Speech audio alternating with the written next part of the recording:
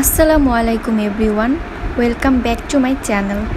চলে আসলাম অনেক দিন পর ছোট্ট একটি ব্লগ নিয়ে। প্রতিটা মেয়েরই স্বপ্ন থাকে তার নতুন সংসারটি তার মনের মতো করে গোছানোর, তাই আমি এর ব্যতিক্রম নই। আল্লাহর অশেষ রহমতে আমিও আমার নতুন সংসার শুরু করতে যাচ্ছি, তাই আমার নতুন সংসারের জন্য কেমন বাসা ভাড়া নিলাম সেটাই আপনাদের মাঝে শেয়ার করব।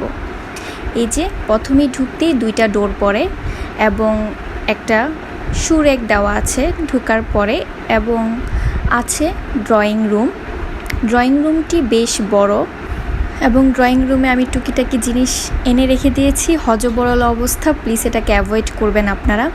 দেন ড্রয়িং রুমের পরে হচ্ছে ডাইনিং স্পেসটা ড্রয়িং রুম থেকে একটু ছোট, বাট মোটামুটি চলে।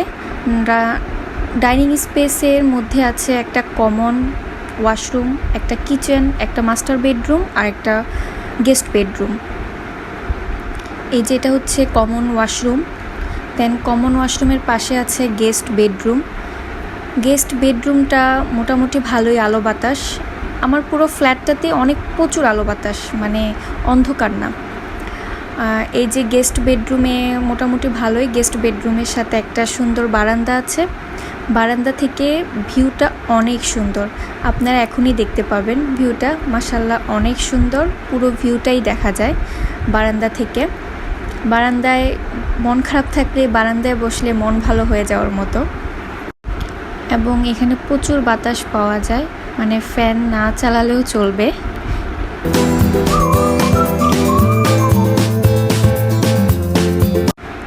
এটা হচ্ছে ছোট কিচেনটা বেশি বড় না, বাট চলে। কিচেনটা এমনি মোটামুটি ভালোই, সিঙ্কটাও বড়, আলো বাতাস আছে কিচেনে, এবং কিচেনের জানালাটাও মাশাআল্লাহ ভালোই বড় আছে। দিনের বেলায় লাইট জ্বালানো লাগবে না, আলোতেই চলবে। দেন কিচেনের পরে এটা হচ্ছে মাস্টার বেডরুমটা বিশাল বড়, মানে অনেক ফার্নিচার রাখা যাবে মাস্টার বেডরুমে। এখানে একটা পিলার আছে, পিলারটাকে ওনারা কাজে লাগিয়েছে, একটা ছোট্ট আলমারি সেট করে দিয়েছে, মানে স্পেসটাকে ওনারা কাজে লাগিয়েছে। দেন এটা হচ্ছে একটা ওয়াশরুমটি মোটামুটি ভালোই বড়, অ্যান্ড রয়েছে ছোট্ট একটা বারান্দা পুরোটাতে থাই লাগানো। এখানে একটা প্লাস পয়েন্ট হচ্ছে সবগুলো জানালাতে মসকিউটো নেট দেওয়া। যে পর্যন্তই, আল্লাহ হাফেজ।